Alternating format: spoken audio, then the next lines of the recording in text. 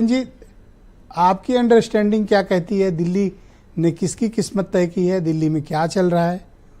और मिल्कीपुर ने इस बार क्या तय किया है? किसकी मिल्कियत रहेगी? देखिए, एग्जिट पोल तो सब फेल हो गए, एग्जिट पोल वाले आए नहीं। लेकिन 10 लोगों ने सर्वे अपना जारी किया है जी।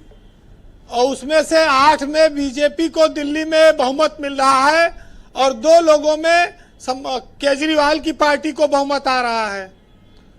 भाजपा को 50 सीटें तक दे रहे हैं लोग कि वो 50 सीटें पा सकती है। अब परिणाम तो जो भी होगा, लेकिन ये अलग अलग सर्वे है, कितने ऑथेंटिक हैं इन पर तो अभी तक कोई राय स्पष्ट नहीं हुई है।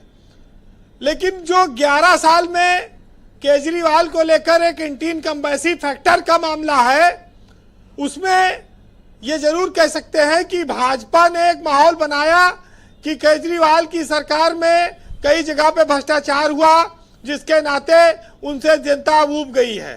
लेकिन जब बात झुग्गी झोपड़ी पाती है तब वहां केजरीवाल का सिक्का चलता नजर आता है और वहां पर केजरीवाल की जो योजनाएं हैं, मोहल्ला क्लिनिक से लेके, बिजली से लेके, यात्रा से लेके, वो लोगों को काफी प्रभावित करती हैं। 1500 बनाम 2500 रुपया वाला भी फैक्टर चला है दिल्ली में काफी, और दिल्ली में करीब 58% मतदान होने की सूचना है। तो दिल्ली में देखिए एक लड़ाई सतत चली आ रही है केंद्र और सरकार के बीच में। जब विपक्षी दल की सरकार होगी तो स्वाभाविक है कि वहां तालमेल नहीं बन पाएगा।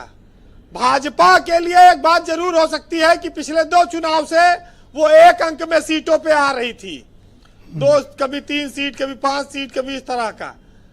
27 साल बाद अचानक से वो इस चुनाव में सर्वे बता रहे कि वो सरकार में आ रही है, सरकार बना सकती है। तो भाजपा के लिए यही बहुत खुशी की बात है। मुख्यमंत्री का कोई कैंडिडेट तो उसने दिया नहीं था, जबकि केजरीवाल की ओर से तय है, आम आदमी पार्टी की ओर से केजरीवाल बनेंगे और उनके कई बड़े नेता भी हैं। दिल्ली में बीजेपी मोदी के चेहरे के अलावा कोई बड़े चेहरे के नाम पर कोई वोट तो खींच नहीं पाई है। अब वो सरकार विरोधी वोट कुछ पा जाए तो एक अलग बात है, वो क्या रणनीति होगी।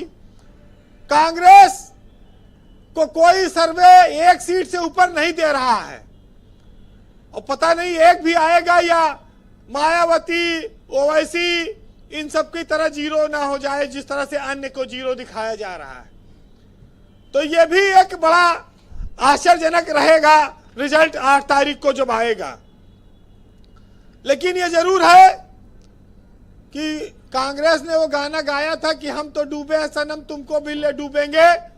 तो अगर भाजपा की सरकार आई तो साफ है कांग्रेस ने आम आदमी पार्टी को डुबो दिया, और अगर केजरीवाल की सरकार आई तो साफ है कि कांग्रेस न घर की रही न घाट की रही। दोनों तरफ से मामला ऐसे बनेगा।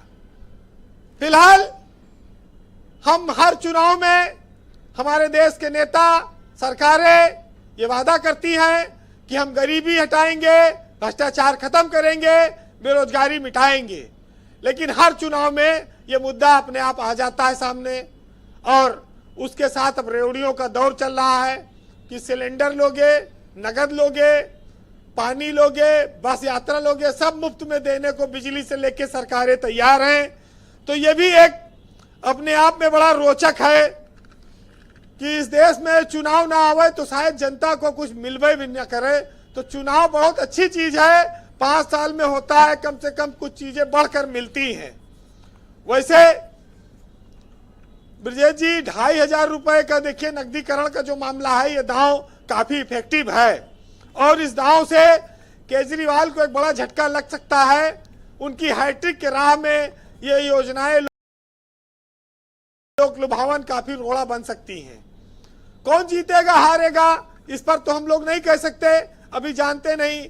लेकिन लड़ाई एकदम कांटे की है और सीधी लड़ाई है। अभी संदीप दीक्षित जी को हम लोग सुन रहे थे कि जनता का स्नेह मिला।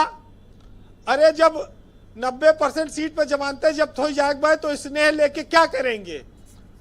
स्नेह तो तब माना जाए कि कुछ आपको कहीं पर आप जीत की स्थिति में दिखे, कहीं आप लड़ के बाहर तो आए।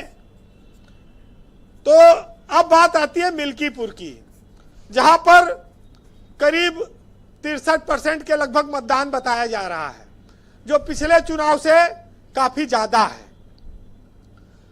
ज्यादा मतदान हुआ, लेकिन बीजेपी की जीत सवर्ण मतदाता तय करेंगे कि सवर्ण वोट जो 1 लाख से ज्यादा है वो किस ओर गया है। देखिए, उपचुनाव तो सरकार का अपर हैंड होता है, विपक्ष के जीतने की संभावना बहुत कम रहती है, क्योंकि सरकार के पास बहुत संसाधन है, नेता है, उनके पास वोट निकालने के लिए कार्यकर्ता बहुत ज्यादा संख्या में होते हैं, और बीजेपी इन सब मामलों में माहिर है, तो वो चूक नहीं करेगी। तो मिल्कीपुर के चुनाव में बहुत ज्यादा लोग उम्मीद न करें विपक्ष वाले कि कोई चमत्कार होगा। तो ये जो के मिश्रा जी बैठे हैं, उनकी बात से सहमत हुआ जा सकता है कि उपचुनाव सरकार के पक्ष में जाते रहे हैं, और सरकार अयोध्या में हारने के बाद मिल्कीपुर हारने की स्थिति में नहीं है। बहुत दर्द और पीड़ा हुई थी उसको लोकसभा में जब अयोध्या सीट हार गई थी। वो एक अपमान और वो एक कसक वो इस चुनाव में मिटाएगी, और इसीलिए उसने पूरी ताकत झोंकी है। अब बात आती है ब्रजेश जी कि जीत हार क्या रहेगा। ये जीत हार तो देखिए डिब्बे में बंद है, बैलेट बॉक्स में ये कोई नहीं कह सकता कितना आएगा, लेकिन हम लोग इतना जानते हैं कि चाहे केजरीवाल हो, चाहे अवधेश प्रसाद हो, जिन लोगों ने सियासत में अपना एक अलग मुकाम बनाया है, तो जनता ने उनको मौके दिए हैं, और अब उनका मुकाबला सीधे भाजपा से है, जो पार्टी बड़ी है, सत्ता में है, जिसके रणनीति को काट पाना मुश्किल है। ये सब चुनौतियां हैं जी। तो अब देखिए इसका रिजल्ट क्या आता है, लेकिन ये साफ है कि गंगा जमुना साफ होने से वोट तो मिलता नहीं है।